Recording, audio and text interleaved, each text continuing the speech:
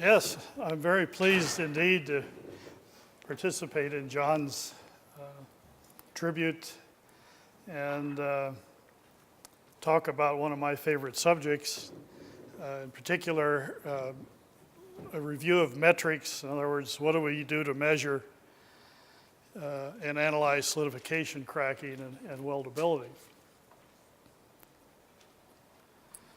And I'm going to look at 5 different metrics. The first being crack length. If you look at my abstract, I didn't even include that in the beginning, but it seemed like to be inclusive, I threw it in there just to, even though I'm not going to spend an awful lot of time on it. Solidification range, different aspects of that, the concept of coherency and rigidity, and how that's important to modeling, strain rate, and finally grain boundary feeding. Grain boundary is where most cracking occurs, and it turns out there's very little work that's been done to actually look at what's going on at the grain boundary. You notice I've left out strain. There's going to be a lot of welding people who will argue that with me, including John, I'm sure, but we'll talk about that as we go along. Why are we doing this? Well, better understanding of alloy behavior, the ability to predict weldability, the possibility to elucidate mechanisms, and assuming you understand the first 2, that facilitates alloy development. The reason behind solidification cracking, the basic premise, is actually pretty simple. And this is one thing that I think almost no one would argue with, and that it has to do with your ability to feed shrinkage, both solidification shrinkage, going from liquid to solid, and thermal shrinkage. So this is really the reason behind cracking. The same can be said for porosity. This is also what causes porosity in welds. So with porosity, you have more of a hydrostatic stress, and with cracking, you have to have some aspect of a tensile stress. But it really explains why you get defects in castings and welds. So what are the things that limit feeding? Certainly feeding over a long distance causes a problem. A tortuous path, the size of the liquid channel, and certain physical properties like viscosity and weldability. So it would make sense that anything that makes it more difficult to feed shrinkage is going to give you problems. So let's start with the first metric, being crack length. This is a top view of what you would see in a typical vari-strain test. So you get a pattern of cracks that basically delineate where the mushy zone was.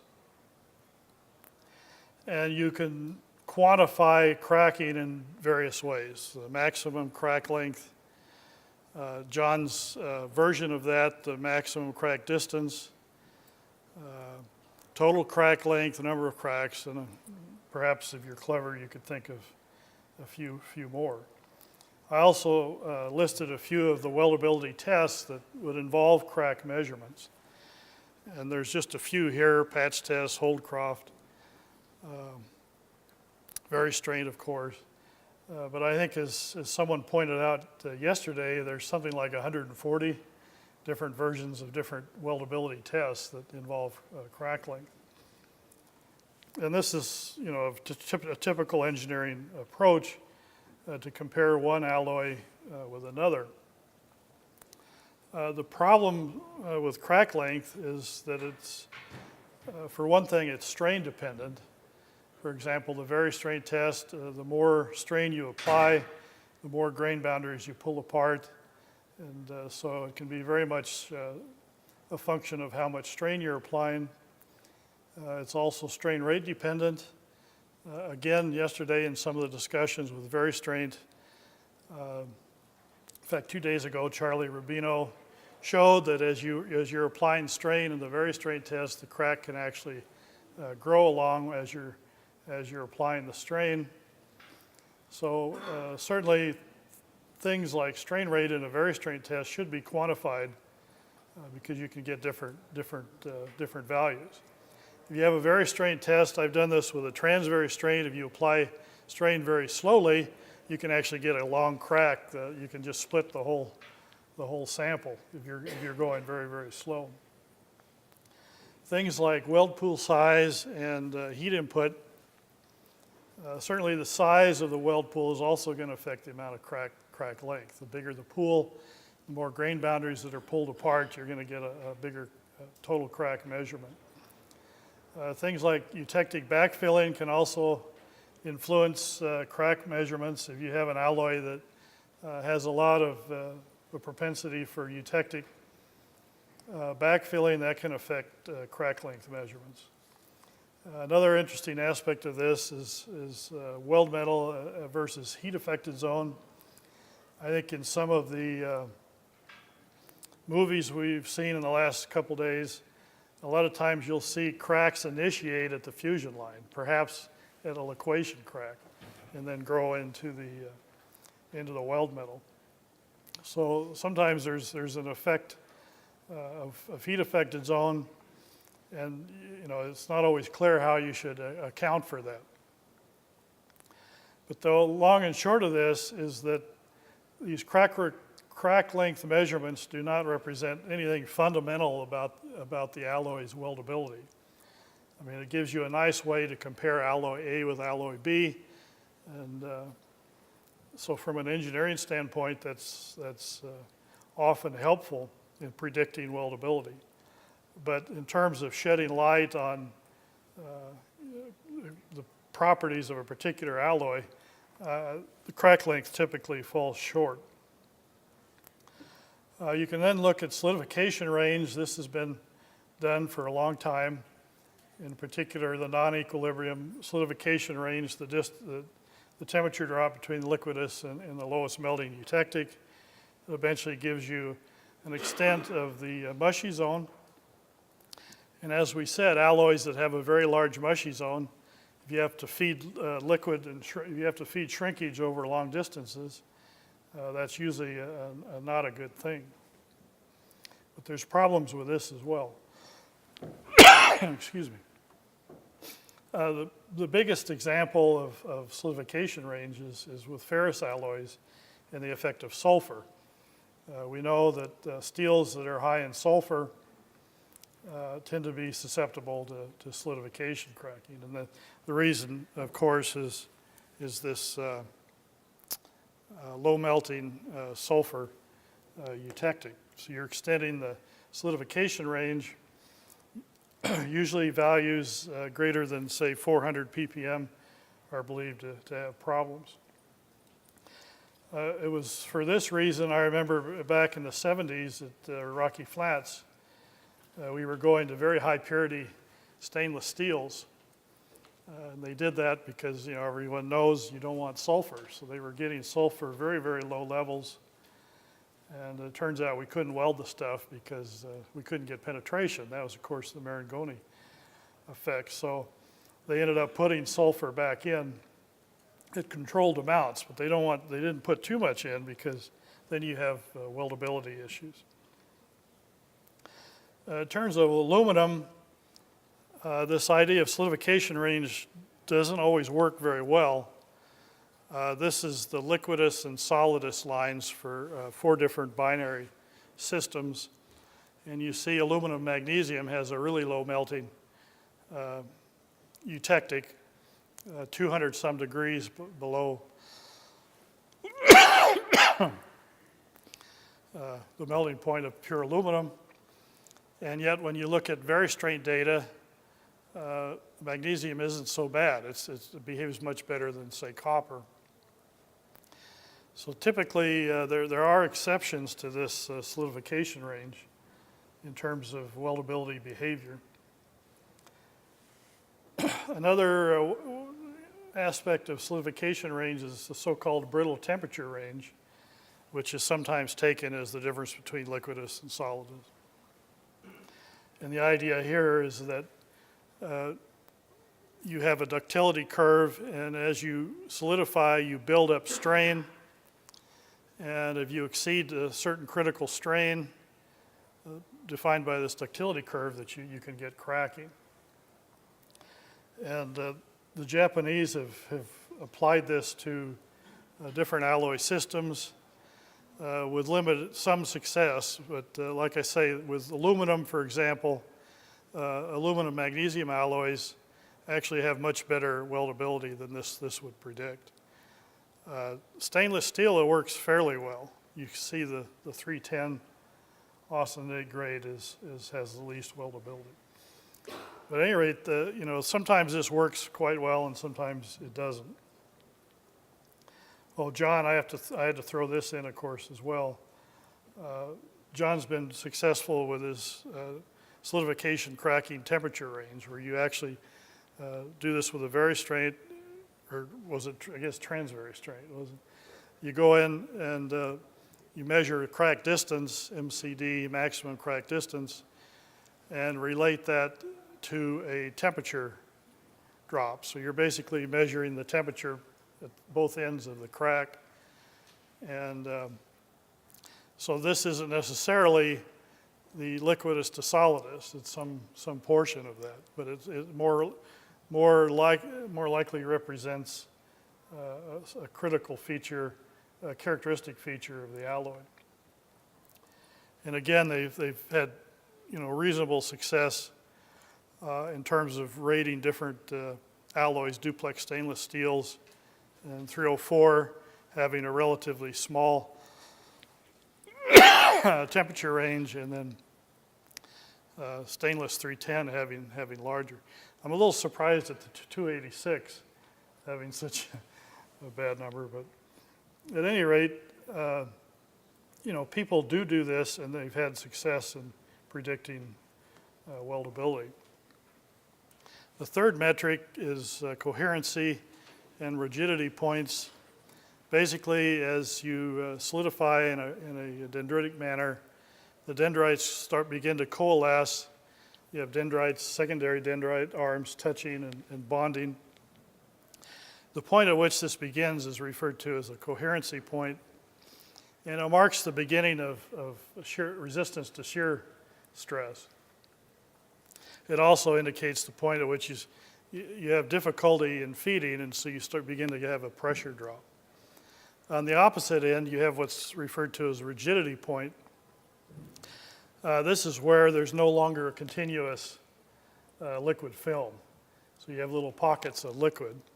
And what this indicates is basically you can't have cracks growing below that point because you don't have a liquid film to tear apart.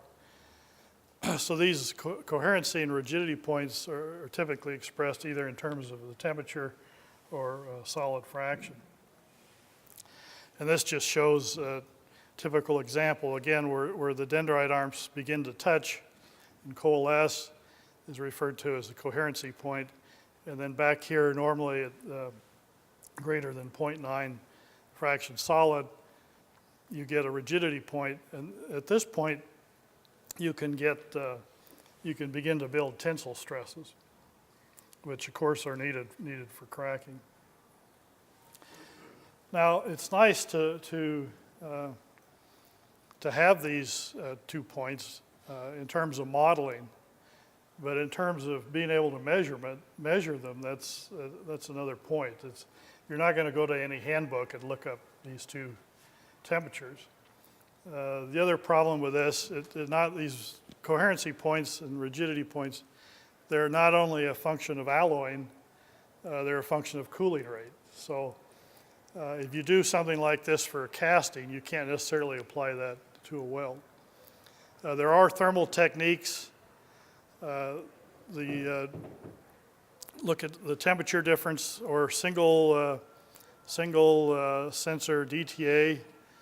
You can use thermal methods to sometimes find the coherency point, Because what's happening is the dendrites start to touch, you're affecting the convection of heat through the flow of the liquid. So there are thermal methods. There's also mechanical methods for castings. This has been quite useful. Typically, they'll use a little vane and to stir the molten pool, and they'll measure the torque it takes to break the dendritic structure. And you can define coherency at the point, basically when you first start showing some torque resistance, and usually there's a big change in slope when you hit the rigidity. But again, while this is good for castings, you can't necessarily apply these values to welds. There's a very recent one, Drizet, just this year. He's using X-ray diffraction. So they cast a sample, a dog bone sample. They zap it with X-rays, and they basically use the X-ray diffraction to generate a lattice parameter. So there's results here from 3 different alloys. It's a red, green, and blue. But basically, as you cool down, your lattice parameter decreases as you begin to solidify.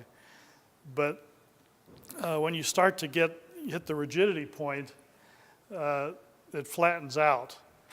In other words, you stop getting this reduction in lattice parameter and build up stresses that are actually increasing the lattice parameter. So they use this technique to measure rigidity points.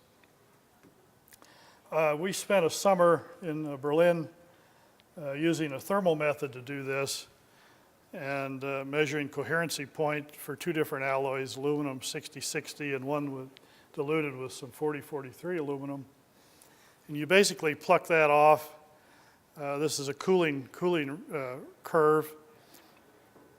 And this isn't something you just walk in, run the test, and do it. We basically spent a whole summer trying to figure out how to read what these different inflection points meant. And we did that typically with castings, because when you got a casting, it's easier to relate each one of these little bumps to a certain phase transition. So we spent a whole summer doing this, and got to the point where we felt we could do this with a weld, a single thermocouple, and actually measure the coherency point. But like I say, this represents a whole summer's worth of work. It's not something you just go in and do. Strain rate, moving on. The origins of this go back to Prokofiev. He basically defined, again, he defined a brittle temperature range and a ductility curve. And he called this, to get cracking, a critical strain in the temperature drop. Now, he doesn't show anything with strain rate here, but this was at least the beginning to suggest that there's some thermokinetic relationship involved with cracking. The Japanese basically built upon this. This is just basically flipping that curve on the side. We still have the BTR, we still have this ductility curve. But this change in strain over temperature, basically you can rewrite that in terms of strain rate over cooling rate.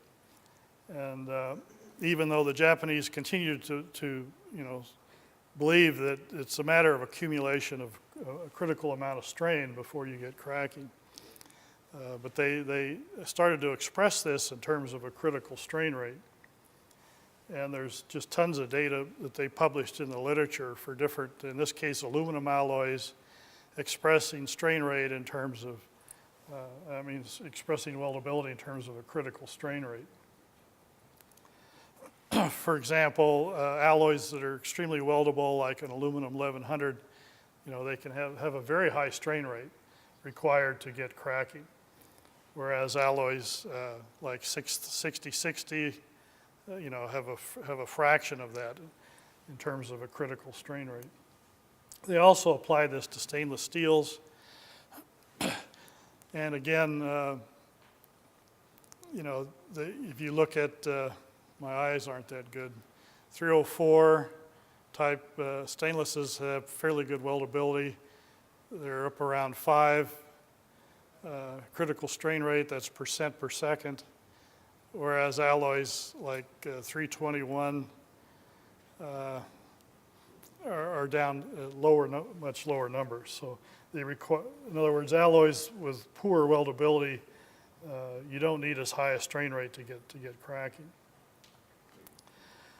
Now, the first person to really look at this in terms of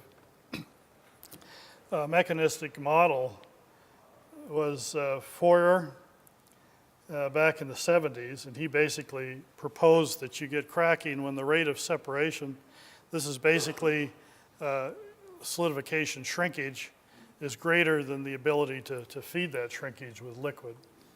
And if you have a situation where the rate of feeding is higher than the rate of separation, you don't have cracking. But if the opposite is true, you can get cracking. So this was the first attempt to actually start to look at this in terms of mechanism and relate that to strain rate. And then Rapaz, Drozet, and Gramad, or the RDG, basically built upon his model and included not only solidification shrinkage, they also included a thermal strain separation, and in this case expressed in terms of a transverse strain rate, and related that to a pressure drop. So basically, as you solidify, the pressure drops between the dendrites, and they suggested that when the pressure becomes low enough that you could cavitate in terms of nucleating a crack. We've done some calculations with this with aluminum and found that in order to ever cavitate, you have to have very high supersaturation with hydrogen in the case of aluminum. So we're not so sure that you can use this to explain the initiation of cracks, at least based upon some of our calculations. I think a better way to look at this is that to assume that cracks already exist. I mean, there's a lot of defects in molten aluminum, oxides that are folded over. And there's also a lot of pores in even solid metal that when you weld over it, those pores become part of the weld metal. So I tend to think that the initiation of cracking is perhaps not that important, that you're always going to have defects there that can serve as crack initiation sites. So we devoted our effort instead to look at crack growth. And the way this works is that typically when you have a solidification crack, that crack follows behind the weld pool. So if you have a weld pool, you have a crack here that grows right behind it. It's a typical center line. I mean, granted, this doesn't always happen, but in most practical applications, when you're getting hot cracking, it's a single center line crack that follows right behind the weld pool. And that's a very unique boundary condition to take advantage of. So basically, we looked at a volume element here where the front of this element is basically, it was at the coherency point. You have a crack here growing in the mushy zone at the rigidity point. And the idea here is that if this crack falls behind that rigidity point, there's no longer continuous liquid, so the crack stops growing. Okay, so in order for you to have a nice continuous crack growing behind your weld pool, that crack at least has to be at or in front of the rigidity point. And the idea is if the crack grew too far ahead of this, it would be very easy to backfill it. So I think you can argue that the crack is going to be growing very close to that point.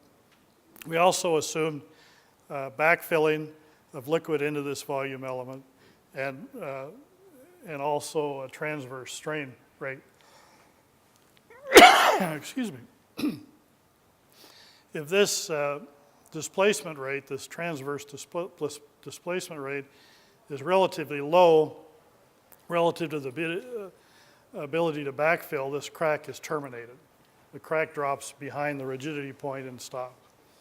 On the other hand, if you have a very high transverse strain rate, the crack will grow at this fixed position,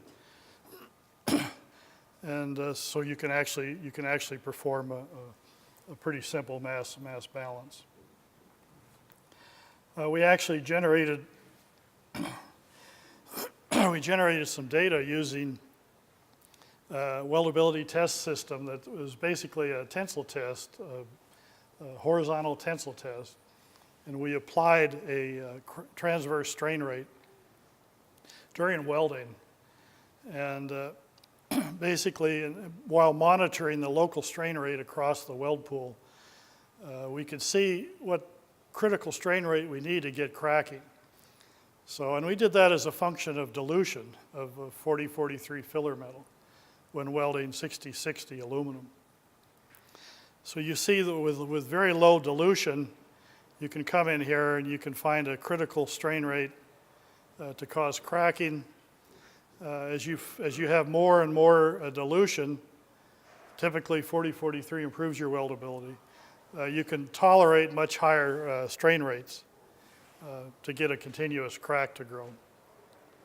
So, we were pretty convinced that this is a useful way of looking at documenting weldability. Okay, the final metric I wanted to talk about is grain boundary. And the reason being is it's very typical for a crack to grow along a grain boundary. That's usually where you find the cracks. Whereas, all this modeling that's been going on over the years has been looking at interdendritic failure. What we should be looking at is what's going on at the grain boundary. And there's been very little work done in that area.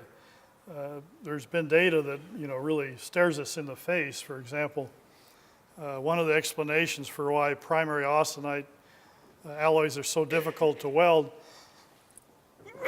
is they just happen to have well-defined and straight grain boundaries between grains, making it very easy to get crack growth. Whereas if you solidify as primary ferrite with a stainless steel, the grain boundary is not well defined.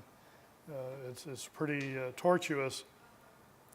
So we've had this thought for a long time that the structure at the grain boundary we know must play an important part in the ability of the alloy to withstand cracking.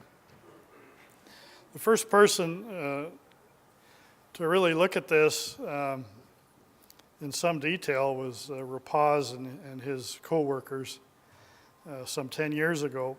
And they looked at the rate of coalescence. And you have basically one grain here, and then liquid in between. So that's basically two grain boundaries that eventually form just one. And if you look at the grain boundary energy, it depends upon the misorientation between those two adjacent grains. If there's no misorientation, then basically this goes to zero, and the undercooling to get coalescence becomes negative, which suggests you have a condition, an unstable condition where you get very rapid coalescence. On the other hand, when you have a case where you have these two adjacent grains that have a lot of disorientation, the more disorientation, the higher that grain boundary is going to be. So basically, with more disorientation, this value becomes much greater, and you can have a positive undercooling required for coalescence. And so they argue that you can have a situation where you can have liquid films existing below what you would think is the terminal temperature of that alloy. And so, again, alloys that have that and are very slow to coalesce are going to be more susceptible to cracking. Another big step forward here was published just this year, Sindoco at Wisconsin, again, is looking at what's happening at grain boundaries, which is exactly what we need to do. They were looking at the rate of comparing volume increase with volumetric flow. In other words, how easy it is it to feed liquid? And they're doing it at grain boundaries, not interdendritic, and they're looking at how the amount of liquid varies with temperature and imposing transverse strain. And out of this comparison here, volume increase and volume flow, they come up with a parameter that's quite interesting to look at, and that is fraction solid to the 1/2 is a change in temperature. And if you do that, it implies a large value of this. You need a large strain rate to initiate cracking and hence better weldability. What I like even more is when he applied this graphically, you take the inverse of that term, in this case change in temperature with a change in square root of fraction solid, and it implies the structure at that last liquid to solidify. So you have a case, if you have a very high value here, you have a deep trough, deep narrow trough that's going to be difficult to feed, and so you're going to have higher cracking susceptibility. But the idea here is that we now have another way to look at comparing alloys' weldability in terms of what's happening at that last fraction to solidify. One of the questions that comes up here, of course, is over what range of solid fractions should you calculate this value? And that's still something to be argued in terms of how exactly you should do this. But what's interesting here is this also suggests is that the temperature range maybe is not all that important.